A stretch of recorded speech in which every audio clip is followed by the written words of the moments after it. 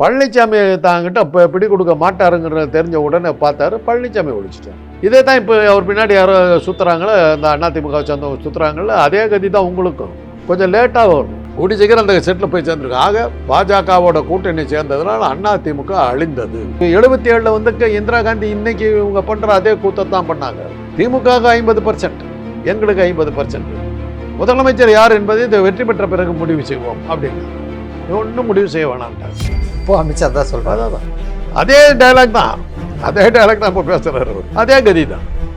எந்த கட்சி இருக்குதுன்னு தெரியாத போது ஆட்சிக்கு நாங்கள் வருவோம்னு சொல்லிட்டு போகிறதெல்லாம் எதை நம்பி சொல்கிறாரா? வாக்கேந்திரத்தை நம்பி தான் சொல்கிறோம். இன்னும் அதை கையில் வச்சுக்கிட்டு இருக்காரு. பழனிசாமியோட எதிர்கட்சி சாதனை என்ன? பன்னீர்செல்வத்துக்கு என் பத்தில் சீட்டு கொடுக்காது. 4 வருஷமாக தான் பேச்சுக்கிட்டு. சட்டமன்றத்தில் அவருடைய பேச்சை எடுத்து பாருங்க. பன்னீர்செல்வத்தை என் பக்கத்தில் உட்கார வைத்து சபாநாயகர் வந்து சட்டத்தை மீறி விட்டார். இதுதான் அவருடைய போராட்டமாக. தேர்தலையே நிற்காம நின்று விட்டுட்டியே. 3 தேர்தல் நிற்க மாட்டேன்னு போயிட்டு ஏதோ ஒரு காரணத்தை சொல்லி புறக்கணிக்கிறேன்னு ஓடி போயிட்டு தேர்தலில் கூட நிற்கல. உன் கட்சி இருக்கா இல்லையான்னு தெரியும். அப்புறம் அது ஒரு கூட்டணியில் இருக்குன்னு சொன்னீங்கன்னா என்ன அர்த்தம்? இன்னைக்கு அமித்ஷா தான் சொல்லிட்டார், பழனிசாமி தலைமையில் கட்சி இருக்கா இல்லையாங்கிற சந்தேகத்தினால தான் யார் முதலமைச்சராக வருவாங்கங்கிறது கடைசியில் தான் தெரியும். ஆக பழனிசாமி தலைமையிலே அந்த கட்சி இல்லைன்னு தெரியும். உன் வேலை என்ன? உன் கட்சியில் வந்து உன் கூட்டணியில் வந்து ஆட்களை சேர்த்ததுக்கு என்ன முயற்சி எடுக்கிறது விட்டு திமுக தடுக்குதுன்னாக்கா.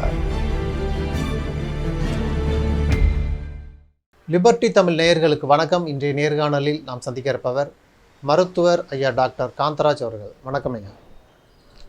அமித்ஷா அவர்களுடைய பத்திரிகையாளர் சந்திப்பு தமிழக அரசியலில் ஒரு பரபரப்பை உண்டாக்கியிருக்கு. அவர் தொடர்ச்சியாகவே 2026 என்டிஏ ஆட்சி தமிழகத்தில் வரும்னு சொல்லிக்கிட்டே இருக்கிறாரு. நேற்றும் அதே மாதிரி தான் என்டிஏ ஆட்சி தமிழகத்தில் வரும், பாஜக அதில் அங்கம் வகிக்கும் அந்த அமைச்சரவையில் அப்படிங்கிறாரு. யார் முதல்வர் அப்படின்னு கேட்கும் பொழுது அதிமுகவை சேர்ந்த ஒருவர் தான் முதல்வர் அப்படிங்கிறாரு. எடப்பாடி அவர்களுடைய பெயரை தவிர்க்கிறாரு. இந்த பத்திரிகையாளர் சந்திப்பு ஒரு பரபரப்பை உண்டாக்கியிருக்கு. நீங்கள் இந்த பத்திரிகையாளர் சந்திப்பு எப்படி பார்க்குறீங்க? ஆக யாரெல்லாம் அவங்களோட கூட்டணியில் இருந்தாங்களோ அவங்களெல்லாம் ஒழிச்சு கட்டுறது பாஜகவுடைய வேலைங்கிறதுக்கு இது ஒரு ஆதாரம். இது மகாராஷ்டிராவில் சிவசேனாவை காலி பண்ணாங்க, நிதிஷ்குமாரை காலி பண்ணாங்க, சந்திரபாபு நாயுடுவை காலி பண்ணாங்க. யார் யாரெல்லாம் அவங்கக்கிட்ட சேர்றாங்களோ இப்போ 4 இவர் தான் பிரித்தார். ஏகமனதாக சசிகலாவை தேர்ந்தெடுத்தாங்க அதிமுகவில். அத்தனை எம்எல்ஏக்களும் ஒன்றா சேர்ந்து சசிகலா தான் தலைவின்னு சொல்லி தேர்ந்தெடுத்து சீஃப் மினிஸ்டர் போஸ்ட்டுக்கு இது பண்ணாங்க. அமித்ஷா முடியாதுன்றார். ஒன்றா இருந்தாக்க நம்ம பிடியில் இருக்க மாட்டாங்கன்னு சொல்லி அன்னைக்கு இருந்த அந்த கவர்னர் பதவி பிரமாணம் சட்டவிரோதமாக, அரசியல் சட்டத்துக்கு விரோதமாக பதவி பிரமாணம் பண்ண முடியாதுன்ட்டு போயிட்டார். அப்புறம் வந்து சசிகலா மேலே தான் அமலாக்கத்துறையை காட்டி உள்ளே தேடி எல்லாம் பண்ணாங்க. ஆக அந்த கட்சி 4ஆக உடைஞ்சிது. பழனிசாமி தாங்கிட்ட இப்போ பிடி கொடுக்க மாட்டாருங்கிற தெரிஞ்ச உடனே பார்த்தாரு, பழனிசாமி ஒழிச்சிட்டார். இதே தான் இப்போ அவர் பின்னாடி யாரோ சுற்றுறாங்களோ, இந்த அதிமுக சேர்ந்தவங்க சுற்றுறாங்களோ, அதே கதி தான் உங்களுக்கும். கொஞ்சம் லேட்டாக வரும், கூடி சீக்கிரம் அந்த செட்டில் போய் சேர்ந்துருக்கு. ஆக பாஜகவோட கூட்டணி சேர்ந்ததுனால அதிமுக அழிந்தது. அவ்வளோதான் இப்போ இதில் நமக்கு தெரிகிற பாடம். திராவிட இயக்கத்தை சேர்ந்தவங்கிற முறையில் எனக்கு மிக வருத்தமாக இருக்குது. ஏன்னா எங்கள் அண்ணா அந்த 2 கட்சியிலுமே இருந்தார். திமுகவில் இருந்தார், அதிமுகவில் இருந்தார், எம்ஜிஆர்கிட்ட இருந்தார், கலைஞர்கிட்ட இருந்தார். எம்ஜிஆரால் உருவாக்கப்பட்டது இது. ஒரு திராவிட இயக்கத்துக்கு ஒரு துணையாக இருந்த எம்ஜிஆர் இருந்த வரையிலும் ஜெயலலிதா வந்து அதை கொஞ்சம் கந்தலாக்குனாங்க. சசிகலா ஒரு அளவுக்கு திராவிட இதை பாரம்பரியத்தை அதில் கொஞ்சம் மெயின்டைன் பண்ணாங்க.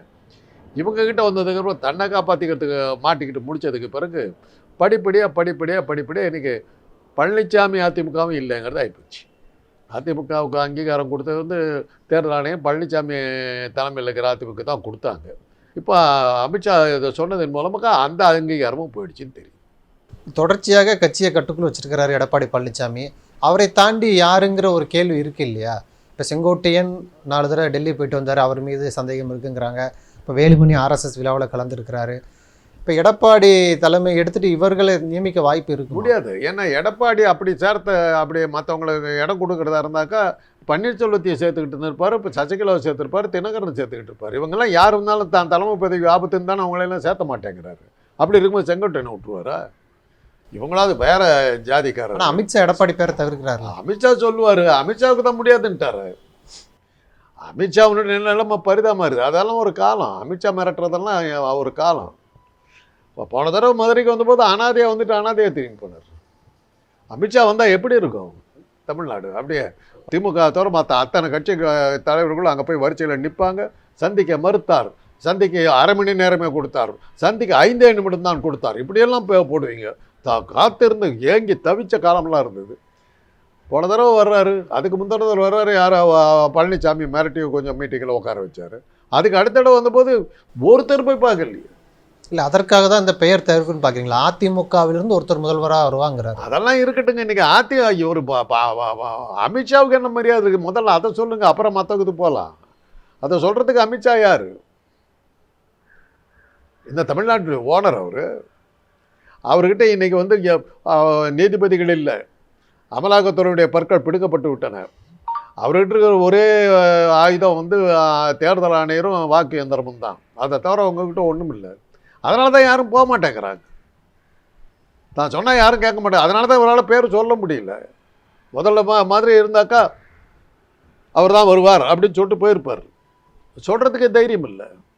கூட்டணியில் முதல்ல அந்த கூட்டணியில் ஒன்று வச்சுருக்காங்களான்னு தெரியணும்ல. என்டிஏ கூட்டணியில் யாரெல்லாம் உறுப்பினர்கள் அதை சொல்லுங்கள், உங்களுக்கு தெரிஞ்சால் சொல்லுங்கள். உலகமாக ரகசியமாக இருக்குது. அதிமுக இது வரைக்கும் அதிமுக தான் இருக்குது. அதிமுக இருக்குதுன்னு யார் சொன்னால்? அது பழனிசாமி தான் போகவே இல்லையே. என்டிஏ கூட்டணியில் அதிமுக இருக்குதுன்னு இப்போ லிபர்ட்டி டிவி சொல்லிடுச்சு. ஆக அவங்க உறுதிப்படுத்தியிருக்காங்க. பழனிசாமிக்கே தெரியாத ஒரு விஷயம். அதனால் எந்த கட்சி இருக்குதுன்னு தெரியாத போது ஆட்சிக்கு நாங்கள் வருவோம்னு சொல்லிட்டு போகிறதெல்லாம் எதை நம்பி சொல்கிறாருன்னா வாக்கேந்திரத்தை நம்பி தான் சொல்கிறார். இன்னும் அதை கையில் வச்சுக்கிட்டு இருக்கார். ஏற்கனவே தேர்தல் ஆணையருடைய கதி என்னங்கிறது ஒரு மாநிலத்தில் அந்த மாநில தேர்தல் ஆணையரை வந்து ஹெல்மெட் போட்டு மாஸ்கெல்லாம் கட்டி போலீஸ் பாதுகாப்போடு கூப்பிட்டு போகிறாங்க. பொதுமக்கள் பிடிச்சி வச்சுட்டு போகிறாங்க. அந்த அளவுக்கு இப்போ தேர்தல் ஆணையருடைய கதி வந்துக்கிட்டு இருக்குது. தமிழ்நாட்டு தேர்தல் ஆணையருக்கு அதை சொல்லி வைப்போம். என்றைக்கு வேணாலும் இது பொதுமக்கள் எந்திரிச்சாங்கன்னா என்ன ஆவாங்கன்னு தெரியாது. எப்படி சசிகலாவை ஓரம் கட்டினாங்களோ, எப்படி டிடிவி தினகரை ஓரம் கட்டினாங்களோ, அதே போல் எடப்பாடி பழனிசாமியை ஓரம் கட்டிட்டு செங்கோட்டையனை கொண்டு வர பாஜக முயற்சி பண்ணுது. ஆமாம், அதை இப்போ நீங்கள் சொல்கிற தகவல் வச்சு பார்த்தா அப்படி தான் அர்த்தம்.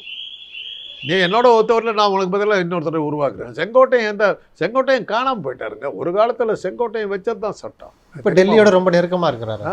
இப்போ டெல்லி கூட ரொம்ப நெருக்கமாக, டெல்லி கூட அமித்ஷா கூட போய் நெருக்கமாக இருக்காருங்க. எப்போ அமித்ஷா பல்வெல்லாம் பிடுங்கப்பட்டு தலையில் கொஞ்சம் முடியும் கொட்டி போய் போகிற அவளுக்கு ஆனதுக்கு பிறகு அவர்கிட்ட போய் சேர்ந்து என்ன பண்ண போகிறீங்க? மதுரைக்கு வந்துட்டு போனாருங்களா? அனாதையான தானே வந்துட்டு போனார். நீங்கள்லாம் சொல்லி தான் இப்போ அமித்ஷாவுக்கு எதாவது சக்தி இருக்கிற மாதிரி தெரியுது.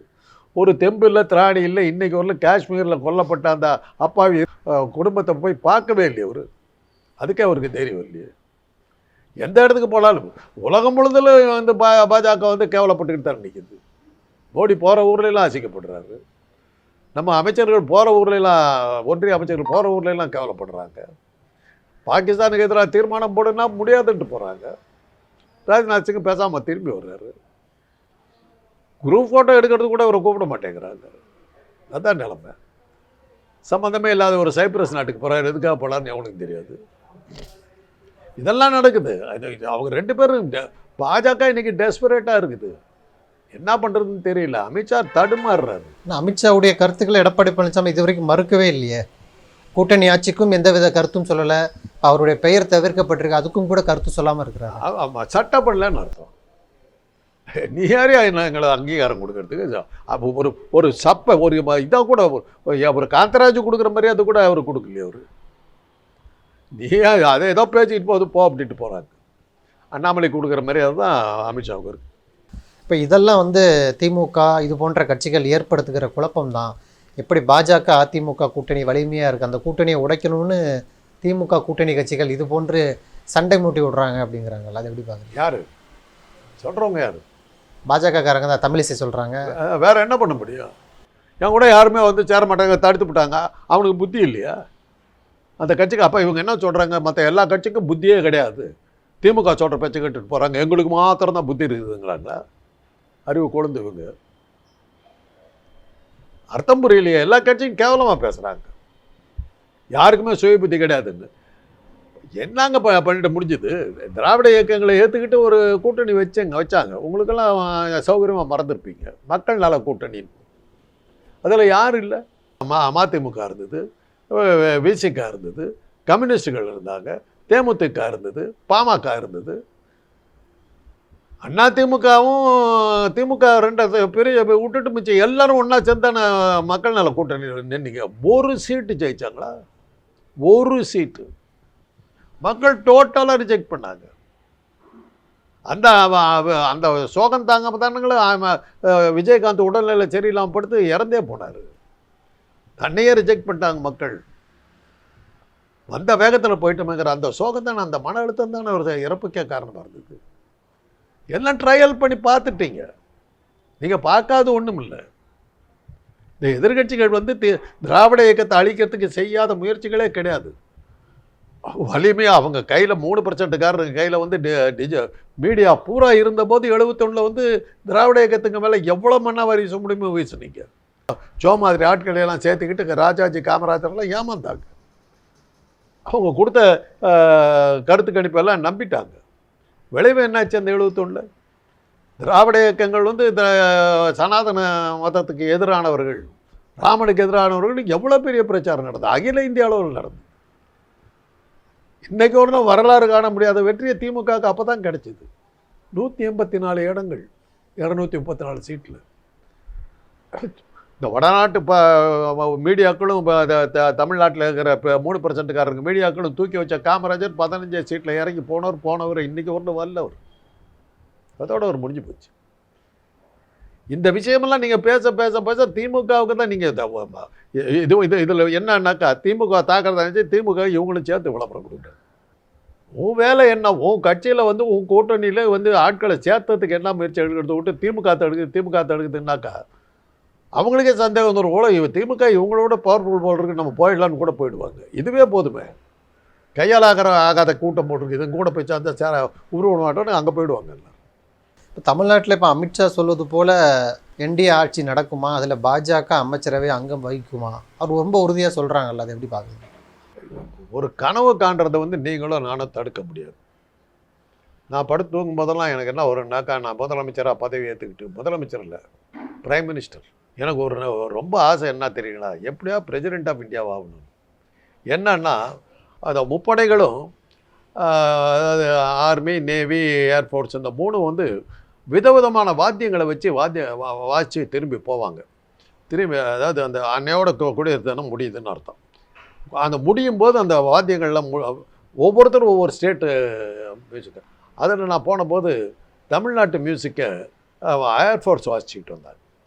அவர் அப்படி இந்த ஸ்டேட்டில் உட்கார்றாரு, டக்குன்னு லைட் எரியுது. அந்த பிரைம் மினிஸ்டர் அலுவலகம், பார்லிமெண்ட் அலுவலகம் எல்லா இடத்துலையும் அப்படி அழகாக லைட் அவ்வளோ பிரமாக இருந்தது. அன்றைக்கி நான் பார்த்தேன் பிரசிடென்ட் ஆஃப் இந்தியா ஒரு பயங்கரமான காரில் வந்து இறங்குறாரு. அவர் அத்தனை பேரும் போய் இது பண்ணுறாங்க. அவர் அப்படியே பிடிச்சி கூப்பிட்டு வந்து சஞ்சீவ் ரெட்டி இப்போ நான் போன போது உட்காந்துருக்காரு. அப்படியே பார்த்தேன், என்னைக்கா ஒரு நாள் இந்த பதவியில் உட்காந்துன்னு எனக்கு ஒரு ஆசை வந்து. தொந்தரவு இல்லாத பதவிங்க, ஒரு வேலையும் கிடையாது, ஆனந்தமாக உட்காந்துருக்கலாம். இல்லாட்டி கவர்னர் போஸ்ட்டு, அது கொஞ்சம் லெஸ்ஸாக வந்தாக்கா கவர்னர் போஸ்ட்டு. சகல ஜாலியாகவும் இருந்துக்கிட்டு எந்த வேலையும் இல்லாமல் ஃபைலு கீழே எதுவும் அனுப்பாமல் ஜாலியாக உட்காந்துக்கிட்டு இது கனவு தான். இந்த கனவு எப்படி நான் கனவு காண்றதை எப்படி தடுக்க முடியும்? அது மாதிரி அமித்ஷா காண்ற கனவு நம்ம எப்படி தடுக்க முடியும்? கூட்டணி ஆட்சி சாத்தியமா தமிழ்நாட்டில்? கூட்டணி ஆட்சி தான் இல்லைங்கிறது வந்து காலாகாலமாக புருவான விஷயமாச்சு. 77 வந்து கலைஞரும் இந்திரா காந்தி ட்ரை பண்ணாங்க, படுதோல்வி அடைஞ்சாங்க. 67 வந்து ராஜாஜியும் அண்ணாவும் வந்து கூட்டணி வச்சாங்க. திமுக தனியாக ஜெயிச்சிருச்சு, 132 இடம் தனியாக ஜெயிச்சிட்டாங்க, தனி பெரும்பான்மை. அப்போ உடனே அண்ணா சொல்லிட்டாரு, நாங்கள் தனி பெரும்பான்மையாக ஜெயிச்சாக்கா நாங்கள் தனியாக தான் ஆட்சி அமைப்போம், மற்ற கூட்டணி கட்சிகளுக்கு கொடுக்க மாட்டோங்கிறது தேர்தல் ஒப்பந்தத்திலேயே நாங்கள் முதல்ல பேசிட்டோம். 10 கட்சிகள் கூட்டணி, யாரும் கேட்கவே இல்லை. ராஜாஜி வந்து 52 வந்து காங்கிரஸ் பயங்கரமாக தோற்ற போது கம்யூனிஸ்டுகள் பெருசாக ஜெயிச்சிட்டாங்க. அன்னைக்கே சட்டவிரோதம், முதல் தேர்தலையே அயோக்கியத்தனம் ஆரம்பிச்சிருச்சு. பெரும்பான்மையாக இருந்தது வந்து கம்யூனிஸ்டுகளை போகிற சென்னை மாகாணத்துக்கு கவர்னர் கூப்பிடல, ஆட்சி அமைக்கிறதுக்கு வெயிட் பண்ணுறாங்க. நேருவுக்கு என்ன பண்ணுறதுன்னு தெரில. சென்னை மாகாணம் போயிடும் போடுறது, தென்னாடே போயிடும். அப்போ வந்து சென்னை மாகாணங்கிறது ஏறத்தாழ தென்னாடு, அப்படியே போயிடும் போட்டிருந்து. உடனே என்ன பண்ணார், ராஜாஜியை கூப்பிட்டு எப்படியாவது ஆட்சி அமைக்கான்ட்டார். ராஜாஜி என்ன பண்ணாருனாக்கா, அன்றைக்கி மாணிக்கவேல் நாயக்கர் காமன்வெல்த் கட்சி, அவர்கிட்ட ஒரு 10 எம்எல்ஏ, ராமசாமி படையாச்சி உழைப்பாளர் கட்சி, அவர்கிட்ட ஒரு 10 எம்எல்ஏ, ராமநாதபுரம் சேதுபதி அவர்கிட்ட ஒரு 10 எம்எல்ஏ, மொத்தமாக ஒரு 40-50 எம்எல்ஏ சேர்த்தினார். கூட்டணின்னு பேசல அவர். உனக்கு ஒரு மந்திரி பதவி மாணிக்கவேல் நாயக்கருக்கு, ராமசாமி படையாச்சிக்கு ஒரு மந்திரி பதவி, ராமநாதபுரம் சேதுபதிக்கு ஒரு மந்திரி பதவி, உங்கள் எம்எல்ஏ கூட வந்து காங்கிரஸில் சேர்ந்துடணும், காங்கிரஸில் சேர்ந்துடணும், உன் கட்சி பேரில் இருக்கக்கூடாது. அதோட காமன்வெல்த் கட்சி, இது உழைப்பாளர் கட்சி, சேதுபதி கட்சி 3 காங்கிரஸில் மரிச்சு ஆகிடுச்சு. கூட்டணி அப்போ வரல. அதை வச்சு தான் அவர் ஆட்சிக்கு வந்தார். ராஜாஜி ஆட்சியை பிடிச்சார், மெஜாரிட்டியை நிரூபித்தார், காத்துக்கிட்டே இருந்தார். மெஜாரிட்டியில் நிரூபித்த உடனே பெரியார் வந்து ராஜாஜியை கவுத்துவிட்டு காமராஜர் கொடுத்து உட்கார வச்சார். காமராஜர் தலைமையில் தான் தோத்துச்சு 52. அது வேறு விஷயம். இதெல்லாம் என்ன சொல்கிறேன்னா, கூட்டணிங்கிற ஒரு ஆட்சி 77 வந்து இந்திரா காந்தி இன்னைக்கு இவங்க பண்ணுற அதே கூத்தத்தான் பண்ணாங்க. திமுகவுக்கு 50%, எங்களுக்கு 50%. முதலமைச்சர் யார் என்பதை இதை வெற்றி பெற்ற பிறகு முடிவு செய்வோம் அப்படின்னாங்க. நீ ஒன்றும் முடிவு செய்ய வேணான்ட்டாங்க. உன்னை நாங்கள் கேட்கவே இல்லைட்டார். இப்போ அமித்ஷா தான் சொல்கிறார். அதான் அதே டைலாக் தான், இப்போ பேசுகிறார் அவர். அதே கதி தான். அதிமுகவுக்கு யாராவது படிக்க தெரிஞ்சவங்க, இந்த வரலாறு தெரிஞ்சவங்க, கொஞ்சம் அரசியல் தெரிஞ்சுக்கிற யாராவது இருந்தாங்கன்னா இதெல்லாம் கொஞ்சம் பார்த்தாங்கன்னா நல்லாயிருக்கும். இப்போது தாவேகா விஜய் அவர்கள் ஆகஸ்ட் 15 ஒரு 100 தொகுதிகளுக்கு சுற்றுப்பயணம் போகிறதா இருக்கிறாரு. பல்வேறு விமர்சனங்கள், வெளியவே வரமாட்டாரு, மக்களை சந்திக்க மாட்டாரெல்லாம் சொல்லிகிட்டு இருந்தீங்க. இன்றைக்கு இப்போ ஆகஸ்ட் 15 சுற்றுப்பயணம் போகிறார்ல, எப்படி? அது எதிர்பார்த்து தானே. எலெக்ஷன் நெருங்கும் போது தான் அவர் இதில் தானே வச்சுருக்காங்க. கிளைமேக்ஸில் வருவார். அவர் கிளைமேக்ஸில் வந்து கதாநாயகன் மாட்டிக்கிட்டு ஜெயிலுக்கெல்லாம் போகிற நேரத்தில் திடீர்னு ஒரு வந்து விட்டார் அப்படிம்பாங்க, அந்த வருவாங்கல்ல, அந்த சீன் சினிமாக்காரர் தானே. அவரா இப்போ இது பண்ணாக்க புளிச்சு போயிடுங்க. கவர்ச்சி தானுங்களா அவங்களுக்கு இருக்கிற ஒரே ஆயுதம். விஜயனுடைய அறிவுபூர்வமான கருத்துக்களை கேட்கறதுக்காக மக்கள் வர்றாங்க. சினிமா கவர்ச்சி, அதுக்காக வர்றாங்க. அவர்கிட்ட என்ன தத்துவங்களை என்ன எதிர்பார்க்க முடியும், என்னத்தை பண்ண முடியும்? அதனால் அது அவங்க ஸ்டண்ட்டே அது தான், அதை எதிர்பார்த்தது தான். ஆகஸ்ட்லேயே வர்றாங்கங்கிறது கொஞ்சம் ஆச்சரியமாக இருக்குது. நான் செப்டம்பர் அக்டோபரில் வருவார்னு நினச்சேன். ஏன்னா மார்ச் வரலும் டைம் இருக்குது. செப்டம்பர் அக்டோபரில் தான் வருவார். அது ஒன்றும் அவரை வந்து உள்ளே வச்சு அவரை பத்திரமா வச்சுக்கிட்டு இருப்பாங்க. வச்சு திடீர்னு கூட விஜய் வந்து விட்டார் அப்படி அப்புறம் நீங்கள்லாம் இருக்கீங்க கொடுக்கறதுக்கு 15,000 கோடி பேர் வந்தார்கள், 20,000 கோடி பேர் வந்தார்கள், ஏதாவது எழுதுவீங்க. அப்புறம் நான் வேறு இருக்கிறேன், என்ன மாதிரி ஆளுங்கள்லாம் வேறு விளம்பரம் கொடுப்போம். பார்ப்போம். வருவாருன்னா வந்தால் நல்லாயிருக்கும். வரட்டும் வர்றாரான்னு பார்ப்போம். அவங்க அதில் தான் சலிச்சு போயிட்டாங்க. சலிச்சு போய் அவரை மிரட்டுறாங்க. அது அவங்களுடைய ரசிகர்களுக்கு தெரியும். அவர் கேட்காம ஒய்பறிவு கொடுக்குறாங்க. எதுக்காக கொடுத்தாங்க? இவர் எங்கே போகிறாரு, யாரை பார்க்குறாரு, இவரை பார்க்குறதுக்கு யார் வர்றாரு, இவர் என்னென்ன வேலையெல்லாம் செய்கிறாருன்னு சொல்லிட்டு அந்த உளவுத்துறை அங்கே அவர் கூடவே உட்காந்துருக்குது. அவருக்கு பாதுகாப்பு கொடுக்குறதா சொல்லி உளவுத்துறையை வச்சு உளவு பார்க்குறாங்க. பணமெல்லாம் எங்கே வச்சுருக்காருன்னு கண்டுபிடிக்கணும்னு பார்த்தாங்க. அருண்கிற ஒரு அமலாக்கத்துறை அதிகாரி, ரிட்டையர் அதிகாரி கொண்டு வந்து கட்சியில் சேர்த்துட்டாங்க. அவரை தோண்டி துருவி எங்கே எல்லாம் பணம் வச்சுருக்காங்க கண்டுபிடிச்சாக்கா சூழ்நிலை கைதியாக இருக்காருங்க விஜய். அதனால் அவங்க வந்து சொன்னால் கேட்டு தான் ஆகணும். ஆனால் இன்றைக்கி அமலாக்கத்துறையெல்லாம் பல்லு பிடுங்கப்பட்ட பாம்பா போனதுனால இனிமேல் பயப்பட வேண்டியது இல்லை. அட்ரஸ் எல்லாம் போயிட்டாருங்க. என்டிஏ கூட்டணி ஆட்சி அமைக்கும். என்டிஏ கூட்டணியில் யார் இருக்கேன்னு இன்றைக்குள்ள நீ பட்டியல் கொடுக்கல. இப்போ பத்திரிகையாளர் பட்டியலில் கூட சொல்லலை. என்டிஏ கூட்டணியில் அவங்களும் கேட்கல. சாமர்த்தியமாக அவரை காப்பாற்றுறது பத்திரிகையாளர். தாவேகா, பாஜக, அதிமுக சேர்ந்தா ஒரு வலிமை இருக்கும், திமுக வீழ்த்தலாம்னு நம்புகிறாங்கல்ல? ஆமாம், நம்புகிறாங்க. சேர்ந்துருக்காங்களான்னு தானே கேள்வி. உங்கள் ஆசை அது. அவங்கெல்லாம் சேர்த்து திமுக வீழ்த்தலான்னு லிபர்ட்டி டிவி நினைக்குது. ரைட்டு, சேர்த்து விடுங்களேன், உங்கள் முயற்சி பண்ணுங்களேன். போய் விஜய் வரமாட்டாருன்னு சொல்கிறீங்க. எனக்கு நாங்கள் எங்கே சொல்லணும்? அது நீங்கள் தான் நான் சொல்கிறீங்களா? அவங்களாம் சேர்ந்துட்டாங்க, அப்புறம் ஏன் மறுபடியும் வரமாட்டான்னு சொல்கிறீங்களா? ஏன் கேட்குறீங்க? பொது எதிரி, ஒரே எதிரி திமுக வீழ்த்துறதுக்கு ஒன்று சேருவாங்க அப்படின்னு ஒரு கணிப்பு இருக்குது அப்படின்னு நீங்கள் நினைக்கிறீங்க. சேரட்டுமே. நானும் அதுதான் சொன்னேன், அவங்க கூட்டத்திலேயே சொன்னேன். எந்த காரணத்தை, அதாவது ஒரு எதிர்கட்சி இல்லைன்னா ஆளுங்கட்சிக்கு அது நல்லது இல்லைன்னு அவங்க கட்சி கூட்டத்திலே நான் சொன்னேன். மா சுப்பிரமணியம் அவர்கள் நடத்தின கூட்டத்தில் நான் சொன்னேன். அதனால் வந்து நீங்கள் வந்து ஒரு எதிர்கட்சியை வளர்த்துறது முக்கியம், மிக மிக முக்கியம். ஏன்னா நமக்கு எந்த பாதையில் போகிறோம், நம்ம போகிற பாதை சரியாக இருக்குதா, தப்பான பாதையில் போயிட்டுருக்குமாங்கிறது தெரியணுன்னாக்க நமக்கு ஒரு எதிர்கட்சி வேணும். அதுக்கு பழனிசாமி வச்சுக்கிட்டு பிரயோஜனம் இல்லை. பழனிசாமியோட எதிர்கட்சி சாதனை என்ன? பன்னீர்செல்வத்துக்கு 50 சீட்டு கொடுக்காது. 4 வருஷமாக அதை தான் பேசிக்கிட்டு இருக்கு. வேறு எந்த அவருடைய சட்டமன்றத்தில் அவருடைய பேச்சை எடுத்து பாருங்கள். பன்னீர்செல்வத்தை என் பக்கத்தில் உட்கார வைத்த என் மூலமாக சபாநாயகர் வந்து சட்டத்தை மீறி விட்டார். இதுதான் அவருடைய போராட்டமாக வருது. முதல்ல உங்ககிட்ட கேட்டேன், ஏன் தமிழ்நாட்டில் மக்களுக்கு அதிருப்தியே இல்லையா? என்ன போராட்டம் பழனிசாமி நடத்த ஒரு எதிர்கட்சி தலைவர்கள் மூலம் அந்த கட்சி என்ன நடத்துச்சு? தேர்தலையே நிற்காம நின்று விட்டுட்டியே. 3 தேர்தலில் நிற்க மாட்டேன்னு போயிட்டியே. ஏதோ ஒரு காரணத்தை சொல்லி புறக்கணிக்கிறேன்னு ஓடி போயிட்டியே. தேர்தலில் கூட நிற்கல. உன் கட்சி இருக்கா இல்லையான்னு தெரியலையே. அப்புறம் அது ஒரு கூட்டணியில் இருக்குதுன்னு சொன்னீங்கன்னா என்ன அர்த்தம்? இன்றைக்கி அமித்ஷா தான் சொல்லிட்டார், பழனிசாமி தலைமையில் கட்சி இருக்கா இல்லையாங்கிற சந்தேகத்தால தான் யார் முதலமைச்சராக வருவாங்கங்கிறது கடைசியில் தான் தெரியுது. நாங்கள் பழனிசாமி தலைமையிலேயும் அந்த கட்சி இல்லைன்னு தெரியுது. அது அமித்ஷாவே டிக்ளேர் பண்ணுறாரு. அப்புறம் அது திமுக ஒழிச்சிடும்னு கதை பேசுகிறீங்க. நன்றி சார், நிறைய நல்ல தகவல்களை நேரில் சொல்லியிருக்கீங்க. உங்களுடைய நேரத்துக்கு மிக்க நன்றி.